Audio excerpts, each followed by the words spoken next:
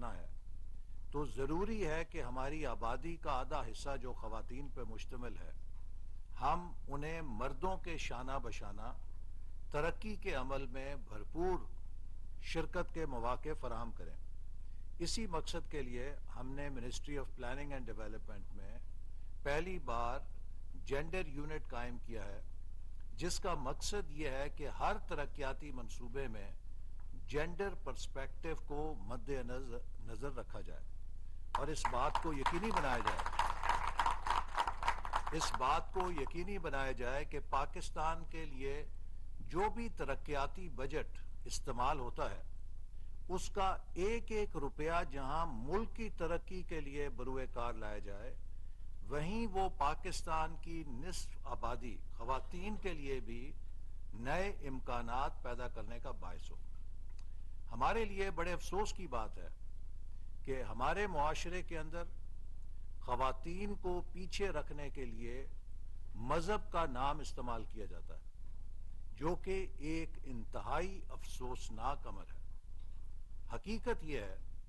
کہ اسلام نے خواتین کو اس وقت حقوق دیے کہ جب دنیا میں خواتین کے حقوق کا تصور نہیں تھا،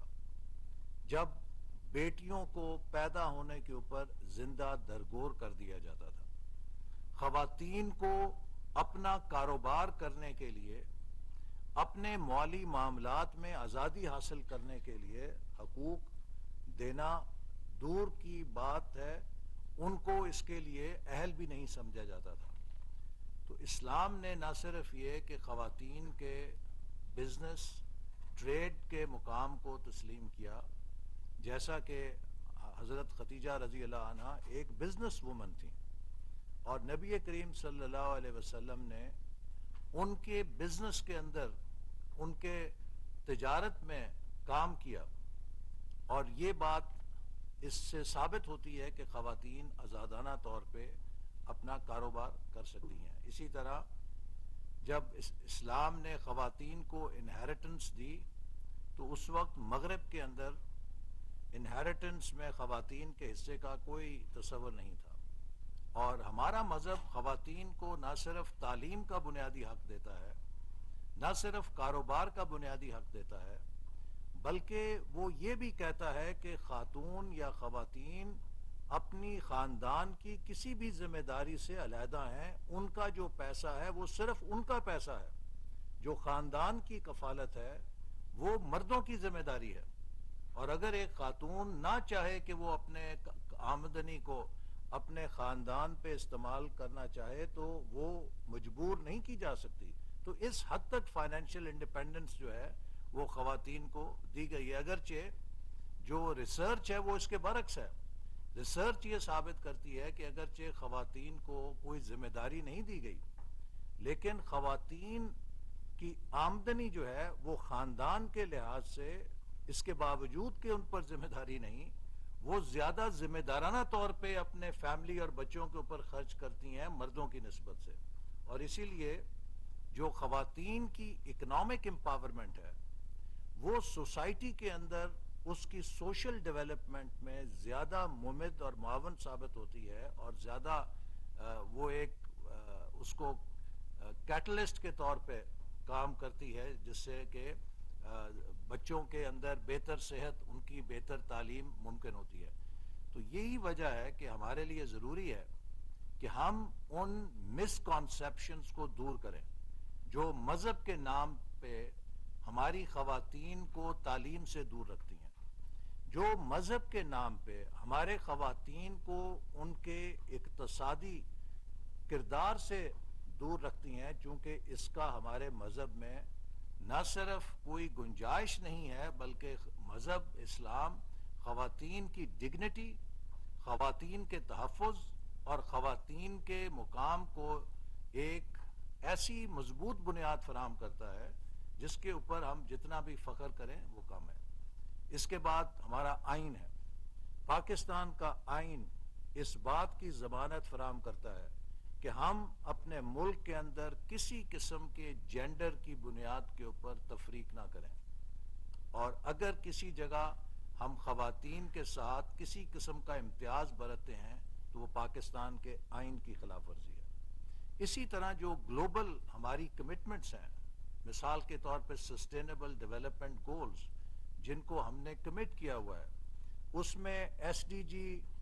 5 اس بات کی ہمیں کمٹ کرتا ہے اور ہمیں پابند کرتا ہے کہ ہم جینڈر ایکوالٹی اور امپاورمنٹ اور وومن اینڈ گرلز کے اوپر خصوصی توجہ دیں۔ اس ساری صورتحال کے پیش نظر جب ہم چاہتے ہیں کہ خواتین ترقی کے اندر بہتر کردار ادا کریں، ہم خواتین کو آگے لے کر آئیں، تو جب خواتین کے خلاف وائلنس کے واقعات ہوتے ہیں تو اس سے خواتین کے لیے اپنے کردار کو ادا کرنے میں رکاوٹیں کھڑی ہو جاتی ہیں، سوشل بیریئرز کھڑے ہو جاتے ہیں، اکنامک بیریئرز کھڑے ہو جاتے ہیں، اور ان کے لیے ناممکن ہوتا ہے کہ وہ اپنے کردار کو آزادانہ طور پہ ادا کر سکیں۔ اسی لیے ہم نے ان ینگ ڈیولپمنٹ فیلوز کے ساتھ مل کر، جنہوں نے ایک شاندار کیمپین بنائی ہے، 16 دن کی ایکٹیوزم کی کیمپین ہے اگینسٹ جینڈر بیسڈ وائلنس۔ اس کی ضرورت اس لیے محسوس ہو رہی ہے کہ ابتدا میں ہمارے ہاں یہ کہا جاتا تھا کہ شاید خواتین کو ہمارے دیہاتی علاقوں میں یا لوگ تعلیم نہ ہونے کی وجہ سے ان کے حقوق نہیں دیتے، لیکن حال ہی میں آپ نے دیکھا ہے کہ خواتین کے حوالے سے جو بدترین سانحات یا واقعات ہوئے ہیں وہ پاکستان کے کسی دور افتادہ گاؤں میں نہیں ہوئے، پاکستان کے کسی پسماندہ علاقے میں نہیں ہوئے،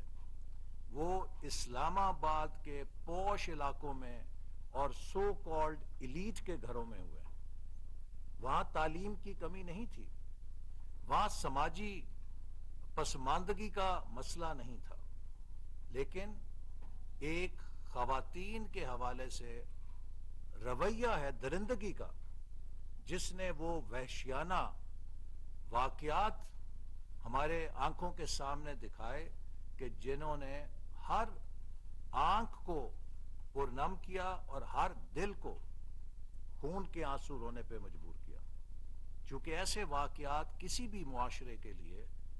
نہ صرف دردناک ہیں بلکہ ناقابل برداشت ہیں۔ تو اس لیے ضروری ہے کہ ہم سوسائٹی کے اندر اس بات کی اویئرنیس پیدا کریں کہ خواتین کے خلاف جرائم ناقابل قبول ہیں، خواتین کے لیے تحفظ